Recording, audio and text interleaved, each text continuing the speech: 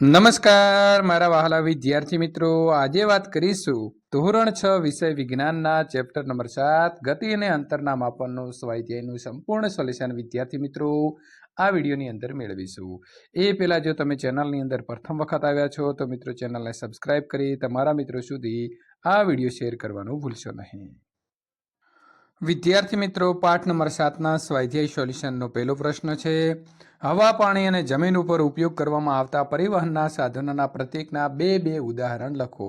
તો હવાની અંદર આવશે વિમાન અને હેલિકોપ્ટર, પાણીની અંદર આવશે મિત્રો હોડી અને વહાણ, અને જમીન ઉપર આવશે બસ અને ટ્રેન। ખાલી જગ્યા પૂરો। તો 1 મીટર બરાબર 100 સેન્ટીમીટર હોય છે, 5 કિલોમીટર બરાબર મિત્રો 5000 મીટર હોય છે। નંબર સી, હિંચકા ઉપર કોઈ બાળકની ગતિ આવર્ત ગતિ જે છે તે હોય છે મિત્રો, અને ડી, કોઈ સિલાઈ મશીનની અંદર સોયની ગતિ આવર્ત ગતિ હોય છે। નંબર ઈ મિત્રો, કોઈ સાયકલના પૈડાની ગતિ વર્તુળાકાર ગતિ હોય છે। પ્રશ્ન નંબર 3, પગ અથવા પગલાનો ઉપયોગ લંબાઈના એકમ માત્રના સ્વરૂપે કેમ કરવામાં આવેલ તો નથી? કારણ કે મિત્રો પગ અને પગલા દરેક માણસના સરખા ન હોવાથી લંબાઈના એકમ માત્રના સ્વરૂપે ઉપયોગમાં લેવામાં આવતો નથી। નંબર 4, નીચે આપેલી લંબાઈ એકમના આધારે તેમની વધતી લંબાઈના આધારે ગોઠવો।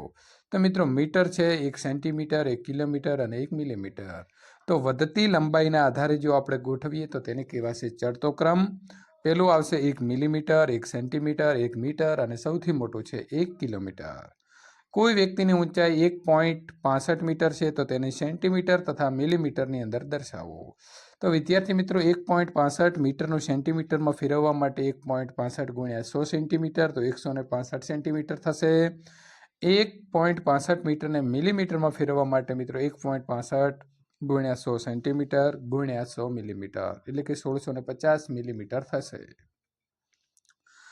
રાધાના ઘર તથા તેણીની શાળા વચ્ચેનું અંતર 3250 મીટર છે તો આ અંતરને કિલોમીટરમાં દર્શાવો। તો 1 કિલોમીટર બરાબર મિત્રો 1000 મીટર થાય છે, માટે 3250 મીટર બરાબર 3250 ભાગ્યા 1000 બરાબર મિત્રો 3 કિલોમીટર 250 મીટર આવશે।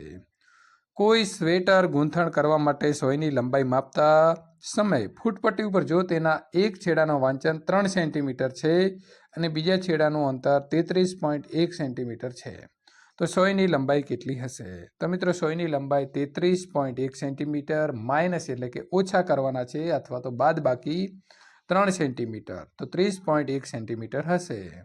પ્રશ્ન નંબર 8, કોઈ ચાલતી સાયકલના પૈડા તથા સીલિંગ પંખાના પાંખિયાની ગતિમાં જોવા મળતી સમાનતા અને વિભિન્નતા લખો। તો સમાનતા પ્રથમ શું છે કે સાયકલના પૈડા અને સીલિંગ પંખાના પાંખિયા બંને ચોક્કસ ધરી ઉપર ગતિ કરે છે।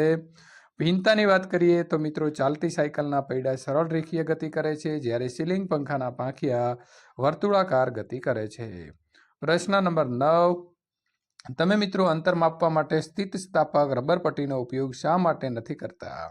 જો તમે કોઈ અંતરનું માપ સ્થિતિસ્થાપક રબર પટ્ટીથી માપ્યું હોય ત્યારે કોઈ બીજાને જણાવવામાં આવતી સમસ્યાઓની અંદર કેટલીક સમસ્યાઓ લખો।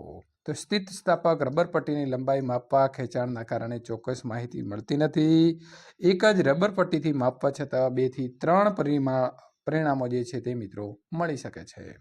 પ્રશ્ન નંબર મિત્રો 10, આવર્ત ગતિના 2 ઉદાહરણ લખો। તો લોલકની આવર્ત ગતિ અથવા તો હિંચકાની આવર્ત ગતિ। વિદ્યાર્થી મિત્રો, ત્યાર પછીના જો સોલ્યુશનનો વિડીયો મેળવવા માંગો છો તો અહીં આપેલી એન્ડ સ્ક્રીન ઉપર ક્લિક કરીને વિદ્યાર્થી મિત્રો તમે સોલ્યુશન મેળવી શકો છો।